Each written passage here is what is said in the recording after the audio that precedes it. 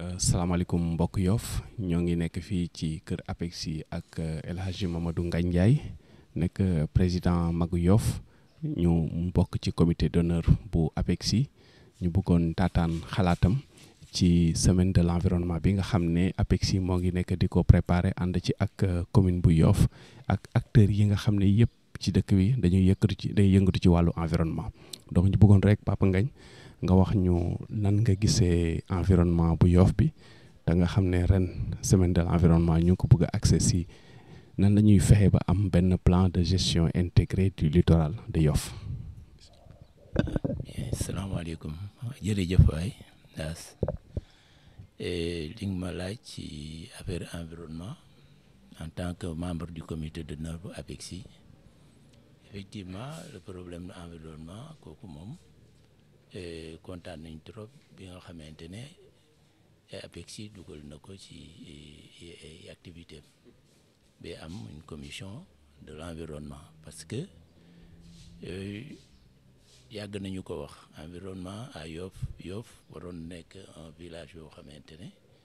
alors bu set lay doon ndaxte ni yàlla binde Yoff noonu moo tax dafa war a set te APEXI bu defee commission environnement alors ñun ñi nga xamante ne ñoom nekk membre du comité d'honneur suñu bët ak suñu xel nekk ni ci di ko xool parce que loolu diine daf ko wax muy set te su set amul alors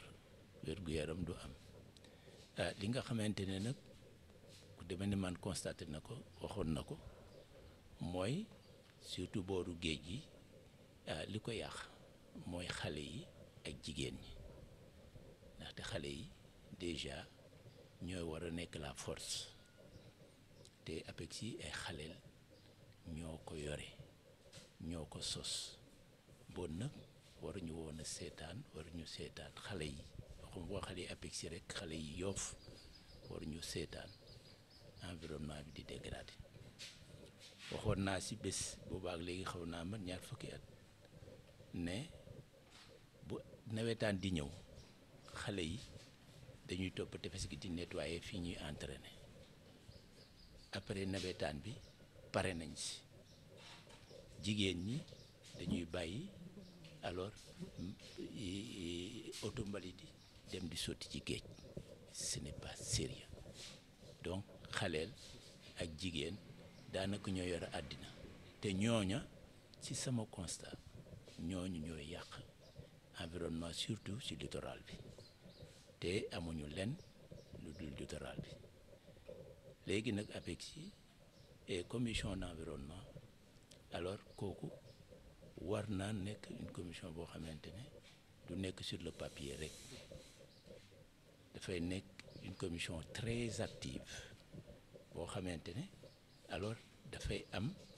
ay équipe yoo xamante ne ñoom ñoo koy jàppale ci village bi yëpp nag c'est-à-dire ci quartier yëpp ñu impliqué ay jeunes yoo xamante ne ñoom ñooy taxaw ci loolu il ne suffit pas seulement def une semaine nettoyer et puis on tourne le dos fàtte ba l'année prochaine ñu defaat la même chose il y a un problème de suivi su fekkente ne alors def nañu liggéey bu ñu ko defee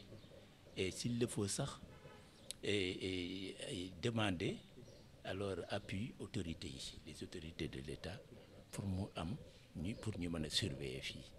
ndax de la plage muy plage boo xamante ne yàlla moo ñu ko baaxee bu ci ayib la mais nag fi mu ne nii ñu ngi koy yàq canal bi li mu fiy def kenn xamul nu mu mel et frigo bee ni mu def ko suuf kenn xamul nu mu mel ko suuf boo fa demee tey alors doo fa mën a dox ce n'est pas sérieux ce n'est pas sérieux dafa salte xeer yi y a du n'importe quoi sur les rochers et c'est kenn xamul nu mu mel alors yooyu yëpp ñun mësuñu ko dund ñun bi ñu nawee ndaw géej kenn daaw fa sotti potit sax potit à plus forte raison léegi ay déchets lañ fay sotti potit kenn daaw ko fa sotti boo ko fa masaana sotti mag ñi dañu naan ku fa sotti potit géej gi dafay waame te booba comme si géej la ñuy dunde nit ñi dañuy ragal géej gi waame ñu bañ a dem mën a dem géej moo tax ñu daan éviter di sotti potit sax géej léegi waxuma la potit sotti potit géej sax c'est un luxe léegi la c'est tellement banal ah mbalit la ñuy jëm di sotti géej tabaski mu ngi ñëw da ngay gis xar yi les ñu koy sànni si géej gi yooyu yëpp c'est des choses yoo xamante ne y a un problème d'éducation mais éducation par l'exemple mënuloo topp si ñëpp di wax su fekkente ne exemple bi mënuñu ko gérer nañu seet koo xamante ne moo ñu jàppale muy l'État soit le service d'hygiène soit ñeneen mu jaral ñu lu ne nag une fois que tu fais un coup de poing nga téye ko maintenir ko nit ñi dinañu commencer di adapté wu bu boobaa li ñu bëgg ñu am ko voilà loolu daal moom laa amoon moo si mën a wax ngeen déggal ma ngeen baal ma wax. waaw bismillahi rahmaani rahim sama gars yi ñu ngi leen di ziar bu wér di leen baalu àq si weeru koor bi ñu jóge mais kon ni ko daa baax waxee rek ba fa dëgg yàlla dañ remarqué ne boobu léegi nii dañ gis Yoff li ko dalee tefesu Laayeen ba Tongoor di fi nekk si salte dafa jéggi dayoo te am na loo xamante ne rek jeunes yi dëkk ba bu dëkk ba baaxee jeunes dëkk bi ñoo ko mën defar moo tax APEX yi ak mboolem association yi nekk si Yoff ñu boole seen doole pour jàpp jour bi dimanche bii di ñëw pour defar tefes gi environnement bi yëpp di ko dalee tefesu Laayeen ba Tongoor te am na loo xam ne mbooloo moom mooy doole mooy wax tamit si côté Laayeen si lu mel ni jàmmalaay mooy li ne jàmmalaay moo nekk Ngaparou moo nekk Mbengeen moo nekk ba Tongoor te yaakaar naa mbooloo daal moom mooy doole ñu ngi si woo jeunesse si Yoff yëpp amul xaj ak seen comme te jeunesse moom mooy dëkk daal bu ñu boolee suñu doole manko li ñu bëgg yëpp daanuñu ko am comme te kaddu gi kii mu nekk représentant bu nekk mu ngi fi ñu jox kaddu yi ku nekk nga def sa annonce daal. maa ngi nuyu ñëpp kenn ku ne si turam ak santam di nuyoo si turu dimanche matin di wax itam si baatu dimanche matin amaana li ngeen di wax vision 129 ak waa mairie li ngeen bëgg a def amaana da ngeen ñu si fekk si parce que déjà li ngeen wax si salte bu fekkoon ñun den mel ni yeneen quartier yi si des du ñu am terrain bi quartier yëpp amoon terrain li ngeen di def si da ngeen ñu si fekk si parce que ñun bu fekkoon den mel ni ñeneen ñi terrain bi doon ko fekk saa su ne dañuy nettoyer kon amaana suñu meloon comme yeneen quartier yi boo leen ñëwee dañ di fekk suñu terrain mel comme ñi si des Yoff ñëpp amoon terrain géej foog naa ne nga profité de lii kon ñun kuy ñëw ku ne da nga ñu siy fekk si lii nag ñun lu ñu man da ngeen ñu fekk ñuy woote amaana day gën a gaawe si yéen parce que tam ñun amuñu lu dul lii suñuy rakkax suñuy doom ñoo siy fowe ñun suñu ko bàyyi woon bu ñu ñëwee duñ fi fekk lii kon amaana ku ñëw ku ne rek ne da ngay ñëw pour nettoyer boo ñëwee da nga siy fekk sañuy jàppale la du yéen la ñuy jàppale mais suñu bopp la ñuy jàppale parce que ñun ñii ñëpp dañuy def fii suñu xaalis di fi def suñu alal kon ku ñëw na da ngay ñëw pour jàppale nettoyer da ngay ñëw boo ñëwee rek dina ànd ak yow si loolu xaaruñu si ma Samba xaaruñu si ma Demba fii dimanche matin yi Ngaparou la man leen ne sax dimanche matin yi waa Yoff la parce que ñëpp fii la ñuy ne quartier yëpp a ñu fi quartier yëpp a ñu fi te ku fi ñëw ku ne di si football si da ngay ñëw dugal sa alal ñii ay ndëngaañ la ñuy jógee te bu ñu ñëwee di football dañuy dugal seen alal fii si terrain bi méngeen kaneen faneen ak faneen lu ñu fi yàqule lu ne dañuy defar wala ASC bi defar kon képp ku ñëw fii di rek di nettoyer boo ñu fekkee dinañ jàpp boo wootee dinañ ñëw jàpp si ñun daal ñuy oo ñëpp dimanche matin nag ñu ngi nii ñoo ma jox seen kàddu pour ma waxal leen boo leen wàccee pour jàpp ñu wàcc pour jàppale leen en tout cas daal ñun li ñu xam mooy terrain bi moom duñu seetaan kenn ku ñu koy yàqal duñu seetaan kenn ku ñu fay yàqal ku fi soxla loo fiy defit boo jaarul si ASC bi di nga jaar si waa dimanche matin kon ñun loolu leen amoon pour di ko wax ngeen jéggal ma si kàddu gi si baatub dimanche matin yëpp. salaamaaleykum mbokku Yoff Mbollo TV tey jii ñu ngi ànd ak association bi ñu wax APEX en collaboration ak association ak mouvement yi nga xam ne ñoo nekk si Yoff yëpp ànd ak maire bi ak ville de Dakar ak seen partenaires yi ñu am yëpp ak ministère lii tax nag ñu wàcc tey di def état des lieux mooy dimanche le 16 dañu bëgg nettoyer plage bi nettoyer ko diggante Rawdu Maam Limaamu ba xët ba loolu nag li tax ñu sawar si mooy seetlu nañ ne bari na mouvement yoo xam ne dañuy nettoyer individuellement plage bi wala biir dëkk bi particulièrement ànd taxaw Yoff wala réveil wala yeneen mouvement yi mais li tax daje bi am solo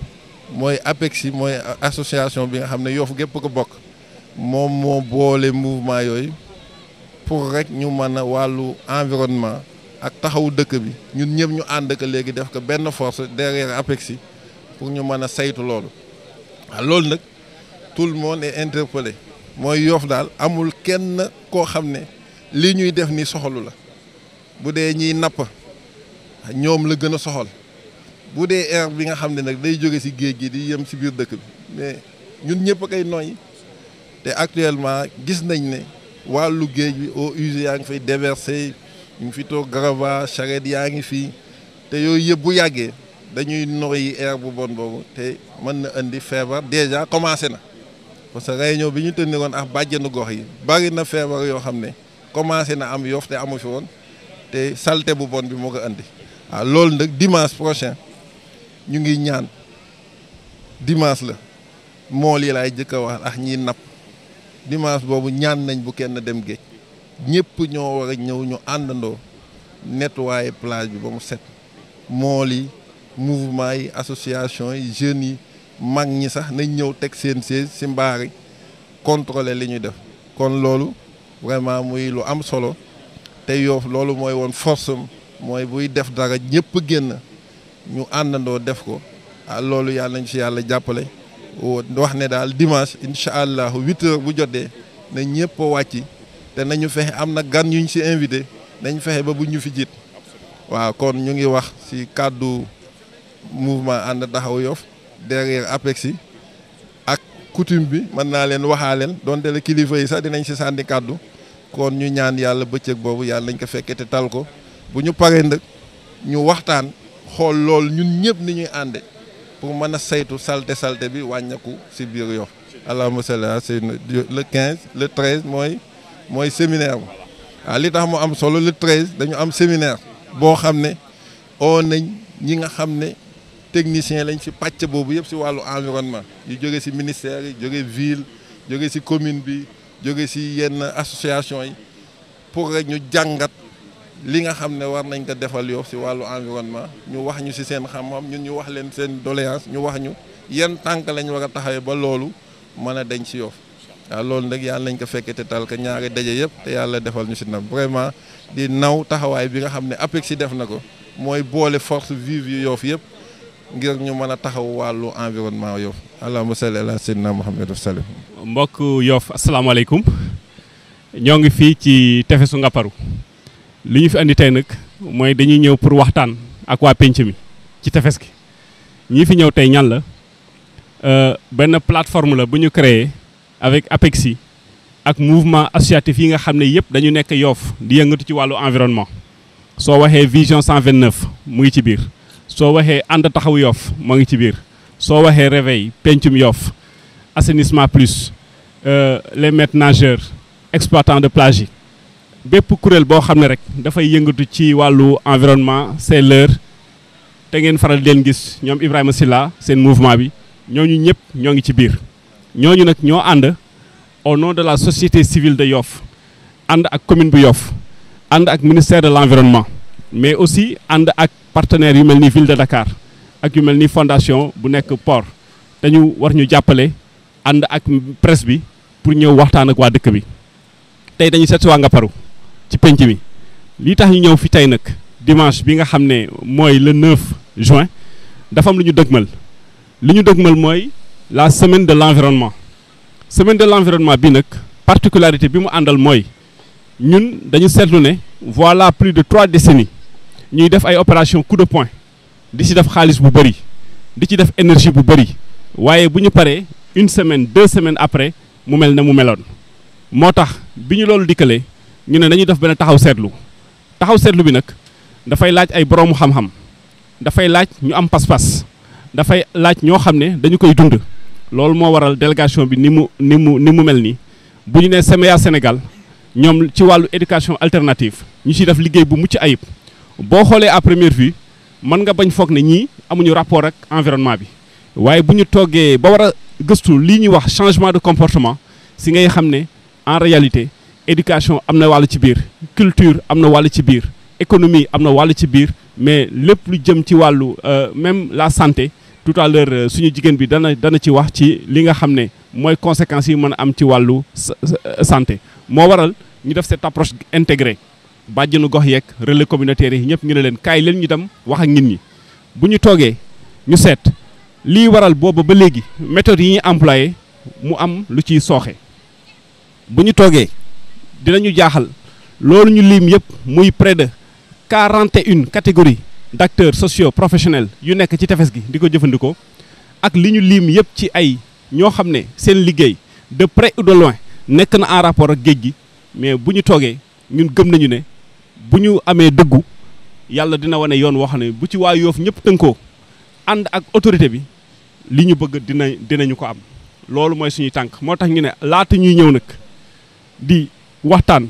le 13 juin fële ci kër APEXI laata ñuy ñëw di jël ay kit yoo xam ne yi APEXI daf ko budgétiser mu am ay tamis am ay balai nga xam ne 15 quartiers ci Yoof danañ leen jox kit yooyu ñoom ñu seet naka la ñuy organiser ak jigéen ña nekk ca penc ma ñu jox leen ko ñu koy jëfandikoo ñu ne laata ñuy ànd le dimanche 16 nettoyer tefes bi waaye nettoyer biir géej gi ànd ci ak plongeurs yi mais danañu ñëw tey topp tefes bi yëpp xool état des lieux lan moo fi nekk effectivement ñu bañ a nax suñu bopp rek tëju ci benn salle décider loo xam ne méngoowul ak li nekk ci terrain bi loolu moo waral délégation bi ni mu mel ni tey démb dañuy yendoo réunion ci APEXI pour xool rek naka lañ ciy demee parce que bugguñu xeebal kenn cëram kay waas jën ak kay napp ki nga xam ne dafay loué ay parasol kii lakk jën ak ki nga xam ne dafay teeru jaay kii nekk ci mbaar mi di feexlu ñooñu ñëpp ku ci nekk am nga wàll ci tefes gi activités culturelles yi sur le plan religieux jàmmalaay tijji ci tefes gi booy aar tefes Yoof da nga war a jël yooyu yëpp en considération ñun nag xam loolu moo tax ñu ne duñu xebal kenn cëram danañu oo ñëpp ñu mën woo ñu ñëw jeudi 13 ñu daal dee waxtaan dimanche 16 ñu wàcc ci tefes gi nettoyé ko waaye nag bu ñu ko nettoyé bi yoon nag mu am un plan de suivi efficace am na xalaat yu bari yoo xam ne recensé nañ ko mais bëgguñu wéet du ñun ñooy décider réew la ñu nekk muy Sénégal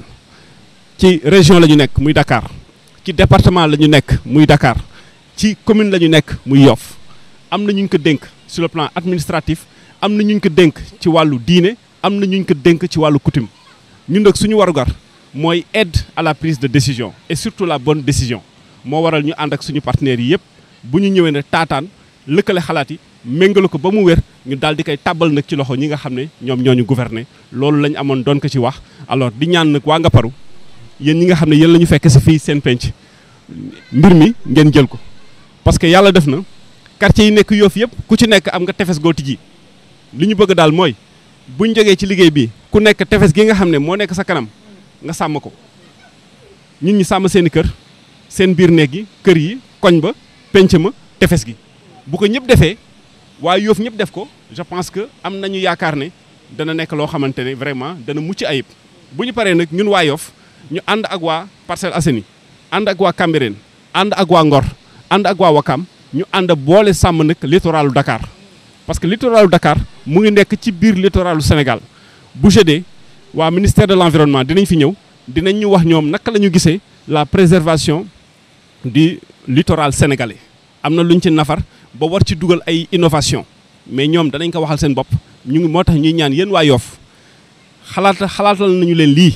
mais ngalawaay bu leen des gannaaw ku nekk ci wàll wu nga féete bul xaar sa morom na nga ko def sa yëfi bopp géej gi su naatee ñun ñëpp la naatal plage bi su aaroo ñun ñëpp la aarul ku fi ñëw nawuñu tourisme bi dox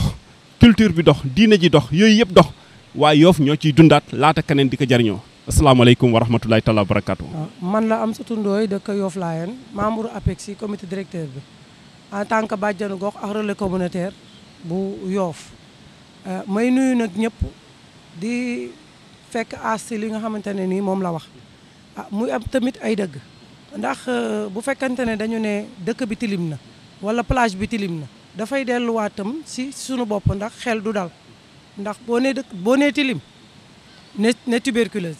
boo nee tilim ne sibiru boo nee tilim ne sa xëti wala soj bi teg ko si sa doom feebar xel yi dina feebar way juri feebar kër gi feebar waaye bu fekkante ne dañu nettoyé kër yi nettoyé mbedd yi nettoyé jëmm yi te fi nga xamante ne fa la nit ñi di féexloo wala fa la ñuy daje wala fa la ñuy fowe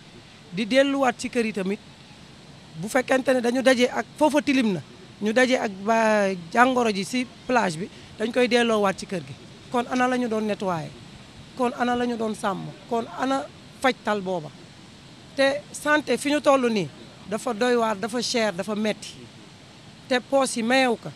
te ku sa yaram feebar xel dina feebar te bu xale yi feebaree waajur yi feebar nañu moo tax ñuy woo Yoff gépp may woo sama mbokk jigéen ñi bàjjenu gox yi ak relais communautaire yi nañu ñëw jàpp ci semaine de l'environnement bi nga xamante ne moom la ñuy organiser particulièrement nag Ngaparou gi nga xamante ne mooy sama dëkku maam parce que day gën a fi léegi excellence kon excellence boobu nag continuer ñun ñëpp ñu ñëw jàpp ci plage bi ndax li ñu constaté nii tey fii âge yëpp tranche d'âge yëpp mu ngi si plage bi bu fekkee ne bërëb la boo xamante ne ñun ñëpp ñoo fay daje yella na mu set te sell may ñaan nag na si ñëpp jàpp initiative bi nga xamante ne nag moom la APEX si jël ànd ak mbootaay yi nekk ci biir Yoff yëpp ku lim juum ñëpp ñu ngi fi na si ñëpp jàpp na si sama mbokk jigéen yi maas yi groupement yi ak daayira yi na si ñëpp génn ñu jàpp si parce que la santé n'a pas de prix ñu si ñëpp jàppee dinañu gis ne Yoff dana jëm kanam ñuy woo nag na si dimanche bu soobee yàlla 10 heures na ñëpp génn ñu jàpp si nettoiement bi bu ñu nettoyé kër yeex mbedd yi ba pare na ñëpp wàcc si plage bi ndax gis nañu ne fa la ñëpp di daje ndax jaaykatu jën yaa ngi fi waaskat yaa ngi fi ñiy teeru jaaya ngi fi xale yi di football dimanche matin ñu ngi fi suñu borom kër itam ñu ngi si pénc mi di féexlu fa la ñuy dajee fa la ñuy nase fa la ñuy noccee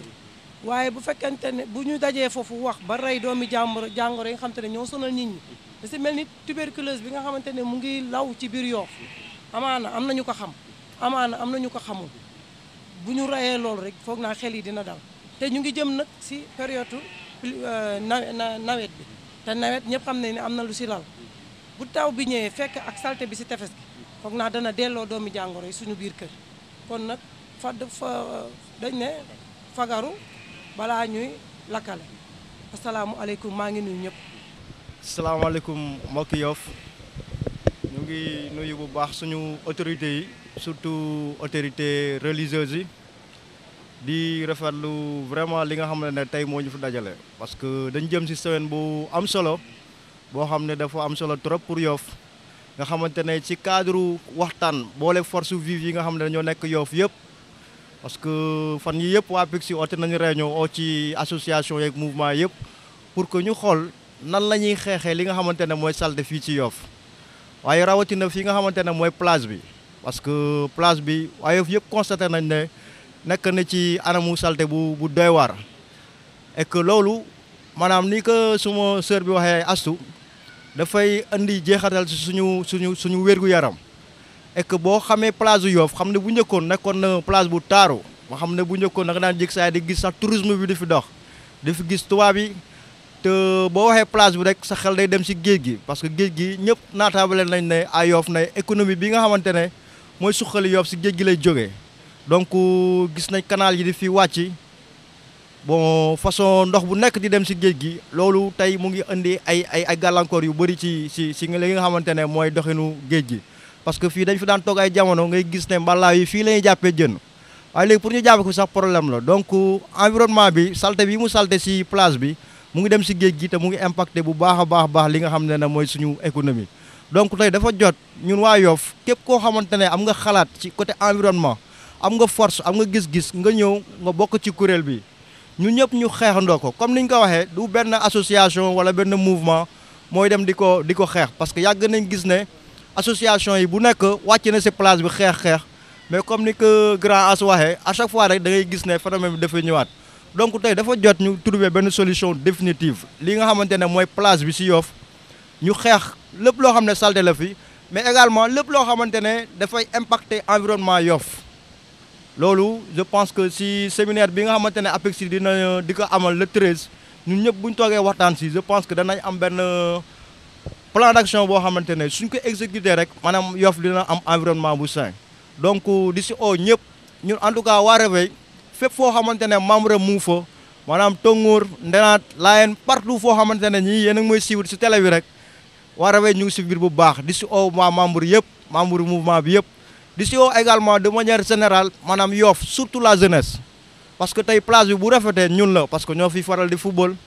suñu morom yi rek ñoo fi dem géej te comme ni ma ko waxee rek place bi set am na solo géej gi aussi tamit ñu bañ mbalit yi di fa dem aussi am na solo pour que li nga xamante ne mooy suñu économie Yoff ñu sàmm ko bu baax donc mbir maa ngi noonu di leen jox rendez-vous dimanche pour que ñun ñëpp ñu wàcc ci place bi nettoyé ko gars yi ñi nga xamante ne ñooy marin ñu ànd ak ñoom aussi ñu nettoyé fond marin bi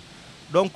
di rafetlu bu baax initiative bi di nuyu bu baax aussi tamit suñu autorités yi di leen wax na ñoom aussi tamit kontaan nañ si seen présence pour que ñu sensibiliser ñu si biir kër yi parce que la ñuy def du waa géej gi rek ñoo ko moom parce que population bi yëpp la affaire bi amal njëriñ comme ni que suma sœur waxee sànq rek mu koy junj mooy que bu environnement bi seenwul rek ñun ñëpp danañ si jëlee ay feebar te loolu moom yàlla ñu si yàlla musal donc mbir maa ngi noonu jërë ngeen jëf am naa ñu compter si yéen rek bu baax pour que dimanche ñu wàcc fii ñun ñëpp nettoyer dëkk bi comme niñ ko ñun ñëpp bëggee mouvement yaa ngi fii association yëpp yaa ngi fi donc Yoff daal de manière globale moo bëgg ñu daje fii donc yéen ñëpp daal ñu ngi leen xaar dimanche incha allah. waaw bon asalaamaaleykum wa rahmatullahi taala wa barakaatu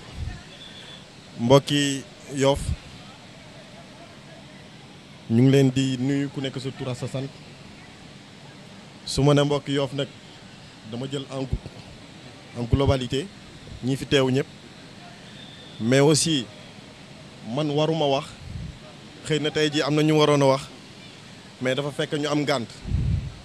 ñun ñëpp dañuy fréquenter mbaar mi ñun ñëpp aussi di doom yi Ngapparu tey jii doon na neex torop Ngalla Mbengue nekk fi wala Djibril Gueye mais ñun mën nañ wax à leur nom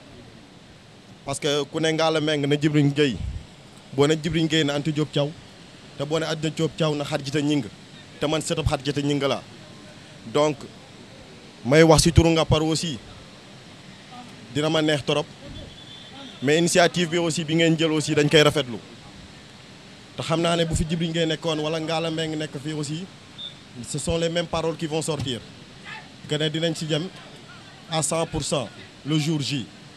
qui parle d'environnement nag xëy na wax parle de survie parce que ñun ñëpp ci géej lañ yaakaar gis nañ yàqu-yàqu yi am ci biir géej les imperméables et autres donc déchets yi xam ne ni tey mu ngi ci biir géej ay yëpp même ba ci kaw sax day impacter ci kaw donc ñun dañuy rafetlu initiative bi rek di ñaan yàlla mu may ñu fekk ko ci jàmm ak salaam ñun ñëpp aussi ñu jël suñu arme wàcce defar environnement bi waaw loolu daal laa amoon lu ma ciy wax di leen ñaanal it yal na yàlla mu tali te yàlla yóbbu ñu ci bés ba jàmm ñun ñëpp incha allah dinañ ci jóg taxaw ci nu mu gën a rafete di ñaanal ñëpp nag waaw grand as jaajëfati mina sheytaan rahim bismillahi rahman rahim asalaamualeykum ñu ngi nuyu suñu mbokk yi ñu fekk tey ci mbaaru Mbengeen fii ci tefes bi muy kuréel bi nga xam ne di plateforme bi APEXI porté mu rassembler acteurs yi nga xam ne ñooy yëngatu ci wàllu littoral bi ak environnement ak cadre de vie à Yoff bésu tey ñu topp di def état des lieux ci tefes bi ak li ko wër pour wax ak acteurs yi nga xam ne ñoo fi yendu di ko jëfandikoo di fi fanaan aussi di ci wut kom waxtaan bi mooy ñu gisandoo ñun ñëpp li nga xam ne moom la laaj comme liggéey ci ñaari bés yu mag yi nga xam ne ci lañ jëm ci semaine mondiale de l'environnement muy le jeudi 13 ci benn séminaire atelier fële ci kër APEXI pour que acteurs yi gën a mën a waxtaan ci diagnostic ak planification boo xam ne dañuy mën a trouver ay solutions yu durable pour problème mu environnement bu Yoff bi mais buñ ci jógee le dimanche 16 war na am opération coup de poing bu mag ci littoral bi ak biir géej gi bu ko defee lépp lu fi mbalit ak gàkk-gàkk ñu jéem ko éradiquer mais itam ànd ak suñu mbokk plongeurs yi ñu jéem a génn lépp li nga xam ne mooy aussi mooy mbalit bi ne ci biir géej gi fu mel ni fële ci Xondama muy opération bu mag boo xam ne aussi dañuy demander ñëpp waajal ko bu bés ba ñëpp jël seen jot seen doole ak seen xel am luñ ci participer buñ ko defee muy njariñu ñëpp bu ñu waxee wàllu environnement Yoff ak APEXI ak ñi mu boot depuis ñaar fukki at ñu ngi koy def buñ ne jafe-jafe yi ñun ñëpp xam nañ ko xale bi door a juddu sax boo ko laajee luy problème yi xam nañ ko buñ ne lu koy saafara itam muy solution yi ñun ñëpp xam nañ ko problème yi xam nañ ko solution yu koy saafara xam nañ ko laajatul mbirum expertise laajatul mbirum ku am xam-xam li mu laaj mooy taxawaay li mu laaj mooy ku si ne kuy jëfandikoo géej ak li ko wër am nga ci responsabilité saa yoo xëyee am na lu la war en termes de responsabilité bu ko ku nekk defee au plan individuel ñu def ko au plan collectif loolu moo mën a saafara ba faw jafe-jafe yi ñu constaté ci environnement littoral bu Yoff bi géej ak li ko wër yàlla moo ñu ko baaxee muy environnement de manière globale infrastructure naturelle la ma jàppane bu fekkee ay woy gëm lañ infrastructure naturelle bi nga xam ne moom la ñu yàlla baaxee war nañ ko gën a mën a sàmm que ñun moo xam ci wàllu état ak li ko wër la ñuy dajale ci alal di ko def budget di tabaxi yeneen infrastructure ñu di ko wax infrastructure artificielle lañ ciy def ci alal est-ce que toog nañ seetlu li nga xam ne mooy infrastructure bi ñu maam yàlla jox ndax war nañ am yéene yëkk ci alal jooju di ko sàmm te la mu ñuy jox si koom buñ ko xaymaa moo ëpp fuuf fa ñuy dem di créer ay infrastructure artificielle di fa def ay milliards donc war nañ toog xoolaat suñu bopp loolu nag ci suñu taxawaay ñun acteur à la base ci la war a tàmbali ñu am beneen gis-gis am yeneen lunette yu bees yu ñuy xoole suñu littoral bi ñu maam yàlla baaxe ak li mu ñuy may si koom ak alal géej gi moo mos a yor dëkk bi géej gi moo mos a yor dëkk bi tefes gi moo mos a yor dëkk bi ne fukki kër yoo fi jël juróom-ñaar ba juróom-ñett bu fi cin tàkkee géej gi ak suturaam bi yàlla jaaree la foofu moo tax ñun ñii di wax tey ku yàlla baaxe tey ba nga mën a continuer sam njàng ba tey ñëw di ci wax di ko taataan di ko bokk ak communauté géej gi ak komam moo tax parce que suñu yaay yi ak suñu ndijaay yi ak suñu papa yi si lañ ñu jaa jox ay paas si lañ daa fay école si lañ daa jënd fourniture donc fukki nit yu fi baax tey am fi xam-xam am fi doole juróom-ñaar yi ba juróom-ñett itam géej gi moo tax ak comme bi ñu yàlla baaxee mu jóge fi bon il faut ñu toogaat xalaat xam njariñam ak li mu ñu mën a indil ak li mu ñu mas a indil ñu bañ a continuer di ko jëfandikoo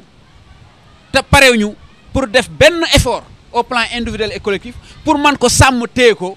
ñu man si gën a mën suturlu gën ko mën téye pour génération yi di ñëw loolu mooy illa bi te loolu il faut ku ne xam ko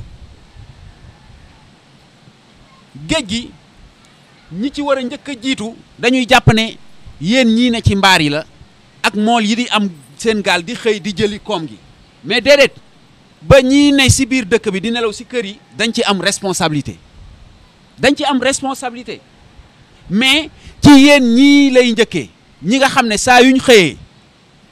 bu ñiy jëlee ay kaar wan gannaaw tefes yi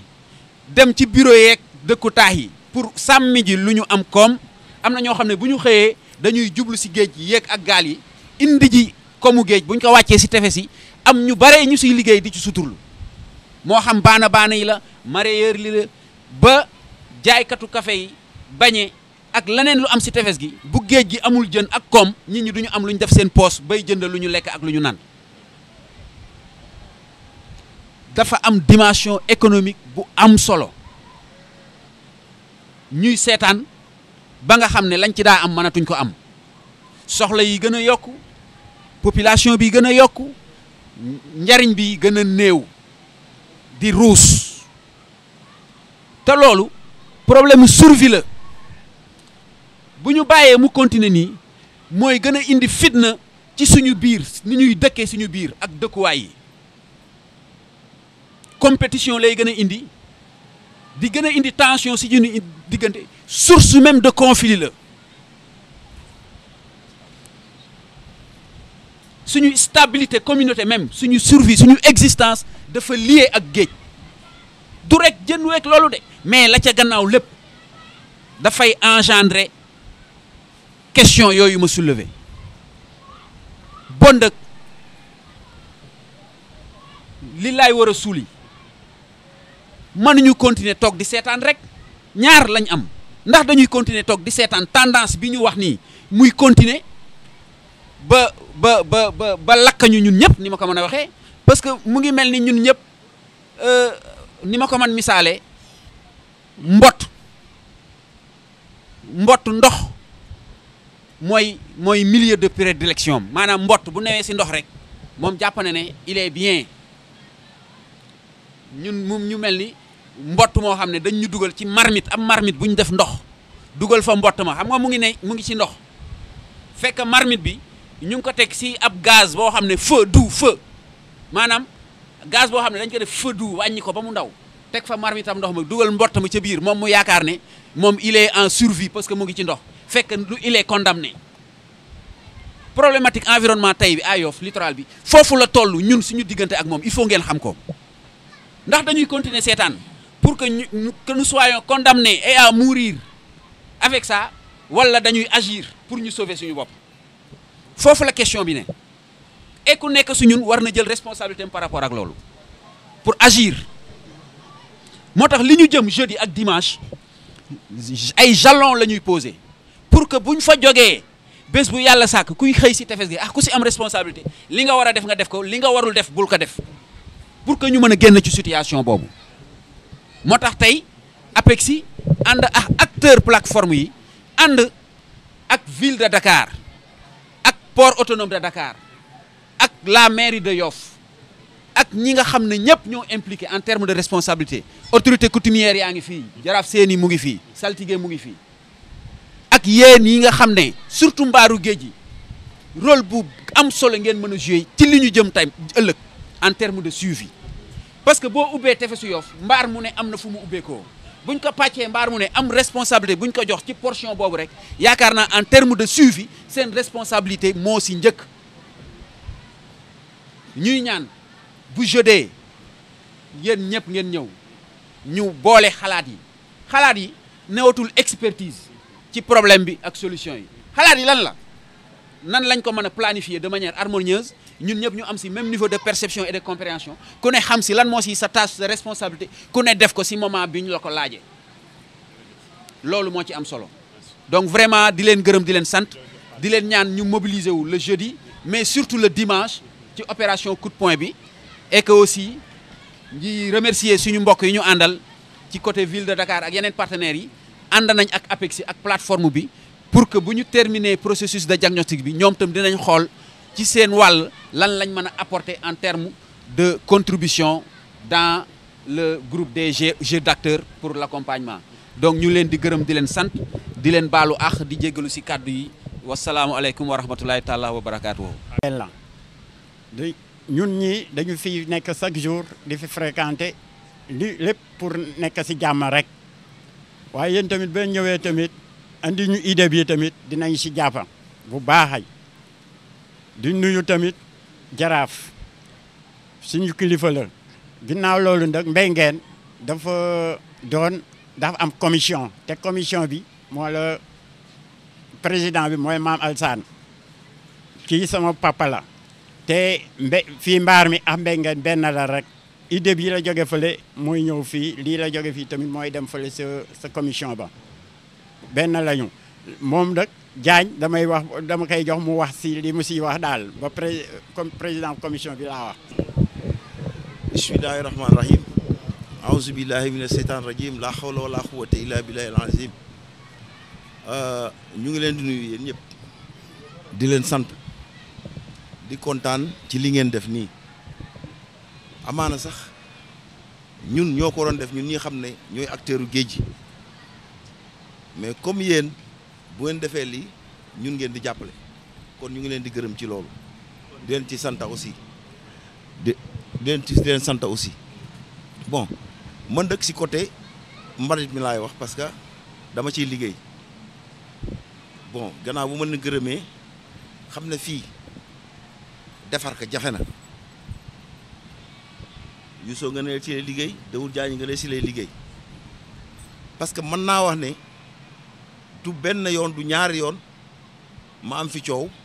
wala Youssou ma lay am fi coow wala Daoud Diagne ma lay am fi coow parce que dañu yor ay nit ñoo xam ne ñi kenn mënu leen def loo lu bëgg a def dañuy ñëw à chaque fois di la wax lu ne da ngay ñëw fekk kuy tuur nga wax ak moom ay nit di leen jàppale muy problème mu Yoff da ngay gis koo xam ne kii newul ci dëgg nga ñëw di wax ak moom ak ñu jóge fële bàyyi leen jàmbur fii kenn moomu ko yooyu yëpp dañ koy dégg mais dañ koy muñ parce que ñun liggéey moo ñu tax a jóg bon donc nag man li ma si wax pour mu defaru il faut ñu yokk effort bi moo xam si kaw la moo xam si géej la ñu sensibiliser ñin ñi xamal leen ne géej gi bu yàqoo ñun ñëpp la yàqu waaw ñun ñëpp la yàqu ak ku mënta doon rek géej gi amal na la njariñ parce que fii lu fi xeeñ rek dem ci kaw dëkk bi lu fi tàkk dem si biir dëkk bi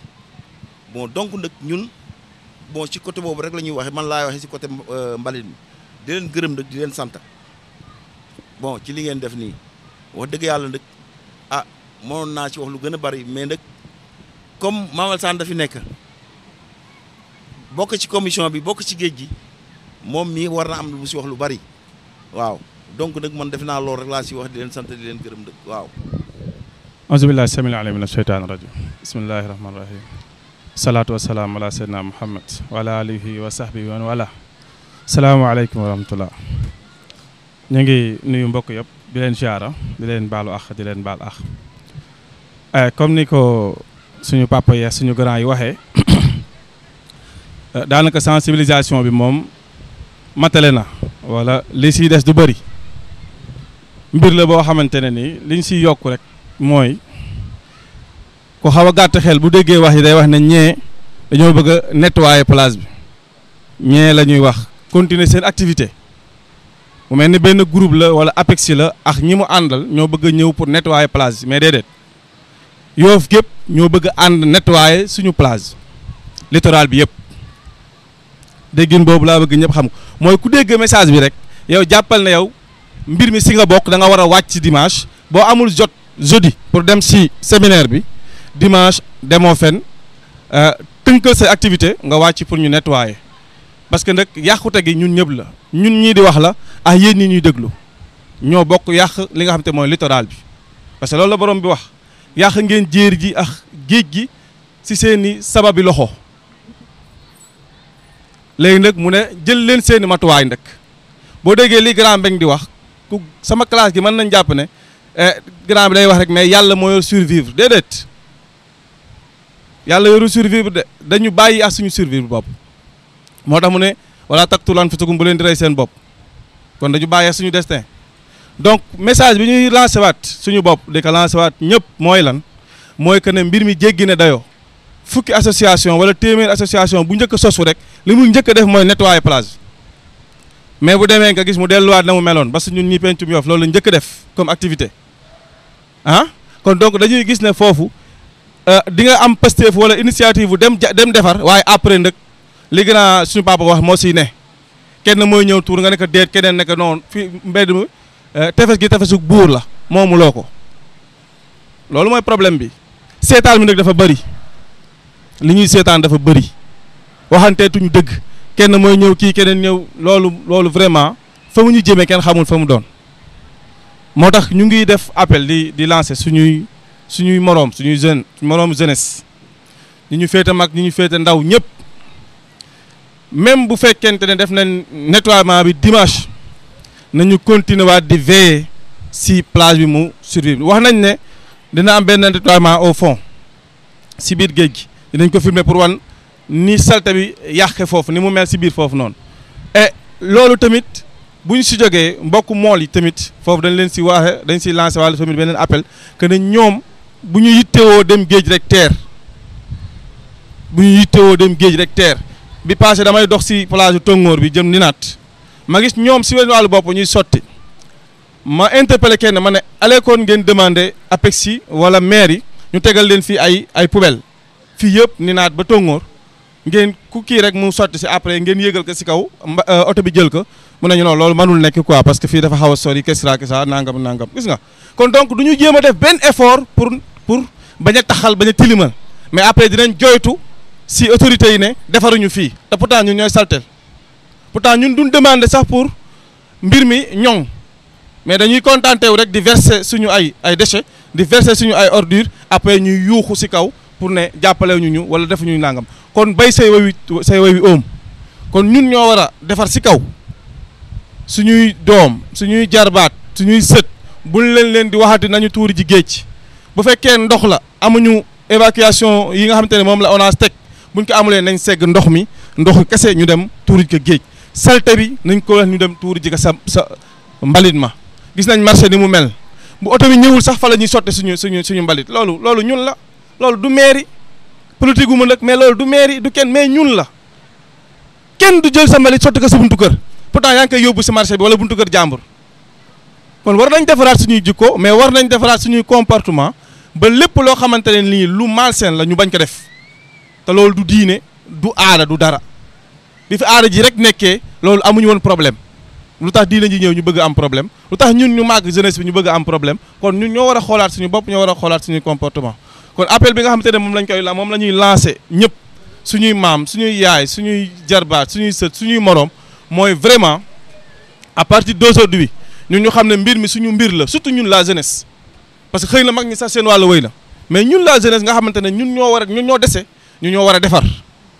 ñun ñoo war a defar kon ñi nga xamante ne ñu ngi ñuy seetaan ñëpp ñuy football ci plage bi surtout bu dimanche nañu ànd ñu nettoyer waaye bu ñu rombee dimanche aussi nañu continuer képp ku nar a taxal ñu téye sa loxo nañ ko sotoo si loolu mu nga xamante ne moom la war a def te du yoon wala moom lay def te du yoon ñu téye loxoom si mu bañ ko defati kon ñu ngi jégalu si kàddu yi bu si dëng ñu ngi koy jégalu suñu borom lu si jub ñu sante ko yàlla salaamaaleykum wa rahmatullah mina shaytaan rajim bismillahi rahmaani rahim la xawla wala xawta illa billahi al ali azim maanaam daanaka wax bi mat na maanaam rafet na vraiment ñu ngi nuyu As ak délégation bi mu àndal yëpp vraiment xaali exposition bi mu def vraiment leer na matale na donc li si des rek lu bay dafa tënku si wax yonante bi li mu wax maanaam dafa wax ne an-nazaafatu minal iman maanaam set dafa bokk si gëm yàlla parce que boo setulee da ngay feebar te soo feebaree doo mën liggéey maanaam doo mën jaamu yàlla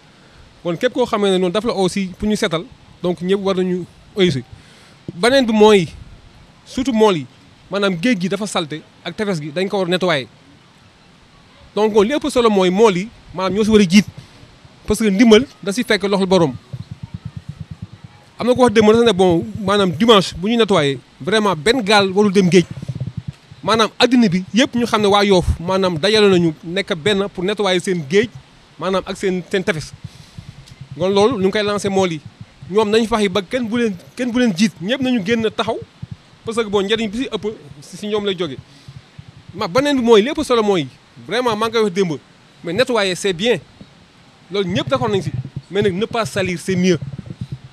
maanaam ñu fexe ba xamante ne maanaam biir géej du salteeti tefes du salteeti loolu moo gën loolu nag bon naka lañ koy defee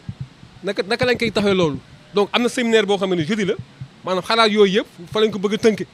mais li ëpp solo mooy loolu man am naa si benn xalaat fii il faut mu am poste boo xamante ne day am poste surveillance brigade boo xam ne dañ koy teg fii si kaw garage bi ñu tabax ko mu am ay lampes ay projecteurs ñoo am ay moto yoo xamante ne mooy surveiller diggante jàmmalaay ba ko suuf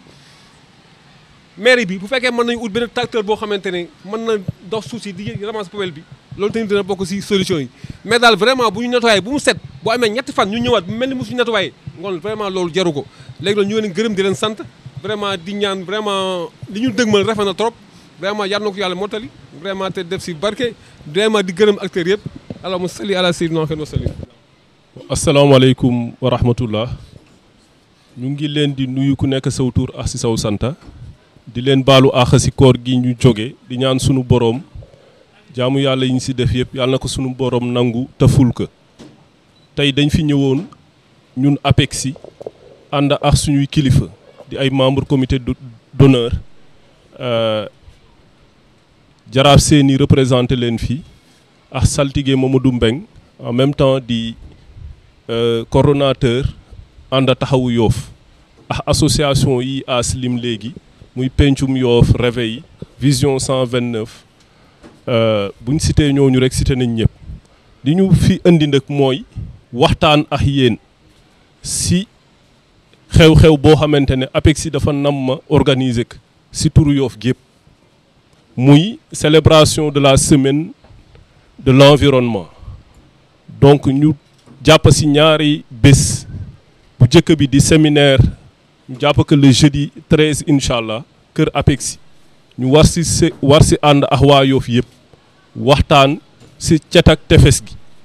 ak nan lañ koy fexee mu sax ndax seetlu nañ ne association bu jog si Yoff juddu rek li muy jëkk a def mooy wàcc en général tefes pour nettoyer ko ba tax na chaque weer dina am ko wàcc si tefes gi nettoyer ko te tefes gi mu ngi gën a salte ñu ne jot na ñun waa Yoff ñu oote toog waxtaan pour sottinte xalaat parce que képp ku nekk si ñun xam na lan moo indi salte gi ak nan lañ mën a def pour mu set donc lii des mooy ñu toog waxtaan si suñu biir sottinte xalaat génne tënk loo xamante ne buñ ko tegee jàpp nañ ne tefes gi dina set loolu ñu jàpp que le jeudi 13 incha allah à partir de 9h kër APEXI buñ si jógee dimanche bii di ñëw muy le 16 incha allah bu ñu si yàlla yóbbu wax jàmm fas yéene nañ wàcc si tefes gi def ab opération de nettoiement si tefes gi yëpp moo tax tey ñu jóg toppa tefes gi quartier par quartier mbaar par mbaar waxtaan ak ñi nga xamante ne yàlla def na ñooy toog si tefes gi di féexlu moo xam mool la moo xam ab teerukat la wala ñi nga xamante ne ñoo nekk si tefes gi di sport donc ñu waxtaan yëgal leen ne dimanche fas yéene nañ ànd ñun waa Yoff yëpp nettoyer tefes gi ba mu set wicc wéyal xalaat bi nga xamante ne tënk nañ ko ci séminaire boobu ba nga xamante ne ku ñëw ci tefes ak Yoff di nga gis ne waa Yoff vraiment jóg nañ delloo tefes gi ni mu meloon ay at ci ginnaaw nettoiement boobu nag yamul ci tefes gi kese waxtaan nañ ak suñu mbokki plongeurs yi ñoom aussi dinañ dem sóobu pour nettoyer fond marin bi parce que gis nañ ne mbalit mi nekk ci tefes gi yëpp ci biir géej gi lay mujjee am na sax ay film yuñ ci am donc bu boobaa ñoom bu ñuy nettoyer dinañ filmer waale pour wan nit ñi ne li ñuy wax ne Xonda mi dafa salte ab réalité la lu am la donc loolu daal mooy li nga xamante ne moo ñu yëkkati tey dañ fi ñëwoon séq ak yéen waxtaan sensibiliser leen di leen woo di leen tàllal loxo pour ñu ànda setal tefes gi delloo ko ni mu meloon parce que ku xëy dimanche wàcc ci tefes ak Yoff gisoo fi mbaalam laaw mu làkk gisoo fi junxóob gisoo dara te loolu yëpp lu koy waral salteg tefes ku taxaw fii gis ab tund moo xamante ne 5 ans ci ginnaaw nekku fi woon lépp nekk ay xeer garawaay nekk mbalit dafa ñaaw ci gis-gis ku gis canal bii yéen ñiy toog ci mbaar mi donc di fi toog sax risque la parce que ku ñëw tefes air pur ngelaw lu sell la nokki ngelaw lu sell la moo la indi tefes mais tefes ak Yoff vraiment li mu mel rafetul ci gis-gis donc loolu daal ci ab tënk moo ñu fi indi woon pour ñaan leen mool yi buñ sañoon am si yéen ab sañ-sañ dinañ wañ seen ab loxo ba dimanche bu soobee yàlla genn gaal du tëmb bu ko defee télé yi ñu àndal muy la presse nationale dinañ xam ne waa Yoff kat mànkoo nañ wàcc si tefes gi ànd ak seeni kilifa nettoyer tefes gi bu laa état di ñëw ñun ak ñi ñu àndal vraiment jox nañ pour nettoyer la loolu nag ñu ngi si ànd ak fondation port autonome de Dakar ak ville de Dakar ñoom wax nañ ne vraiment dinañ ñu accompagner si loolu ñu ngi koy gaaral kilifa yi di leen sàkku pour ñu ñaanal leen asalaamaaleykum wa rahmatullah